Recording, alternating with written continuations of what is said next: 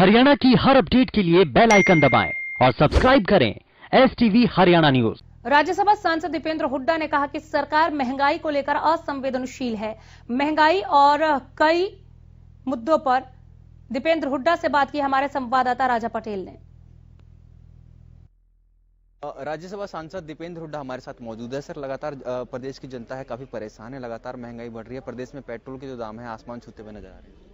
मैं मानता हूं कि आज जो महंगाई की स्थिति है, चाहे वो डीजल हो, पेट्रोल हो, रसोई गैस का सिलेंडर हो, जिस प्रकार से दिन पर दिन बढ़ता जा रहा है और सरकार असंवेदनशीलता दिखा रही है। सरकार के मध्य प्रदेश के मंत्री प्रधानमंत्री जी को बधाई देते हुए कह रहे हैं कि आप इससे देशभक्ति की अग्नि परीक्षा ले रहे हैं लोगों से, और इसके बधाई हो आपको। तो ये मैं समझता हूँ कि कहीं ना कहीं ये सोच ठीक नहीं है। आम आदमी, आम परिवार पे इतना बोझ डालना ठीक नहीं है, इसकी तरफ सरकार ध्यान दे। सर, LPG गैस की बात करें, उसके भी रेट कहीं ना कहीं प्रदेश में बढ़ते हुए नजर आ रहे हैं, तो लगातार चारों तरफ से बीजेपी सरकार गिरती है। बिल्कुल सही बात है। हरियाणा के अंदर तो आर्थिक रूप से हरियाणा की अर्थव्यवस्था चौपट हो गई है। देश में सबसे ज़्यादा बेरोजगारी आज हरियाणा के अंदर है, और एक तरफ बेरोजगारी, आर्थिक मंदी की सबसे बड़ी चोट गरीब आदमी पे, और उसके ऊपर डीजल, पेट्रोल, रसोई गैस के दाम आसमान छू रहे हैं, लगातार बढ़ रहे हैं। और फिर भी बीजेपी के कुछ मंत्री ये बधाई दे रहे हैं कि जितना ये अपना देशभक्ति दिखाने का एक तरीका है कि कितना डीजल पेट्रोल महंगा हम दे के आते हैं।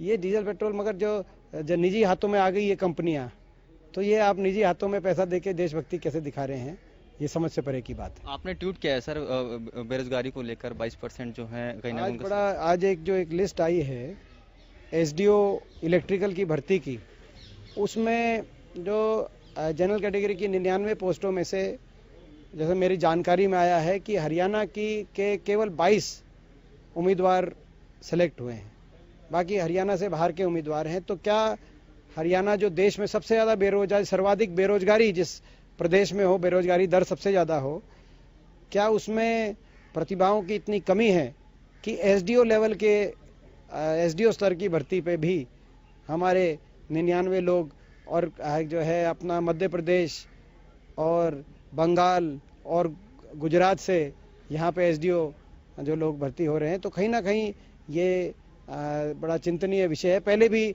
लगातार जितनी लिस्टें आई हैं, हर लिस्ट के अंदर जो हरियाणा वासी हैं उनकी सिलेक्शन बहुत कम पोस्टों पे हो रही है, ज़्यादा पोस्ट बाहर के। पहले भी कई ऐसी भर्तियां हुई थी, तो सरकार को इस पे जवाब देना चाहिए। पूर्व मुख्यमंत्री भूपेंद्र सिंह हुड्डा पर समन जारी हो गया, किस तरीके से देखते हैं सर इस कार्रवाई? ये तो राजनीतिक प्रतिशोध है। हमको 7 साल से निशाने पे लिया हुआ है हुड्डा साहब को। जो पूरे देश में जो मजबूत विपक्ष की आवाज़ दिखाई देती है, चाहे कांग्रेस हो, चाहे बाकी दल हो, चाहे वो गांधी परिवार पे मुकदमे बनाने की बात हो, या अरविंद केजरीवाल पे मुकदमे बनाने की बात हो, या ममता बनर्जी पे मुकदमे बनाने की बात हो, चाहे वो मायावती जी पे मुकदमे बनाने की बात हो, या कैप्टन अमरिंदर जी पे मुकदमे बनवाने की बात हो, वीरभद्र सिंह के मुकदमे बनवाने की बात हो, भाजपा ने जो भी मजबूत विपक्ष में पूरे देश में दिखाई दिया है, सभी को निशाने पे लेने का काम इन लोगों ने किया है। मगर इस कार्रवाई से हमारी आवाज़ को दबाया नहीं जा सकता। हम किसान आंदोलन के पूरे साथ थे, हैं और रहेंगे, और मजबूती से खड़े रहेंगे।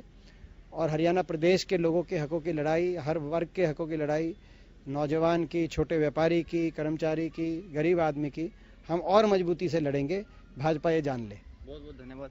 तो ये थे राज्यसभा सांसद दीपेंद्र हुड्डा, जो कि साफ तौर पर बीजेपी सरकार पर आरोप लगा रहे हैं कि बदले की भावना से कहीं ना कहीं बीजेपी सरकार कार्रवाई करती हुई नजर आ रही है। कैमरामैन मुकेश के साथ राजा पटेल, दिल्ली, हरियाणा न्यूज।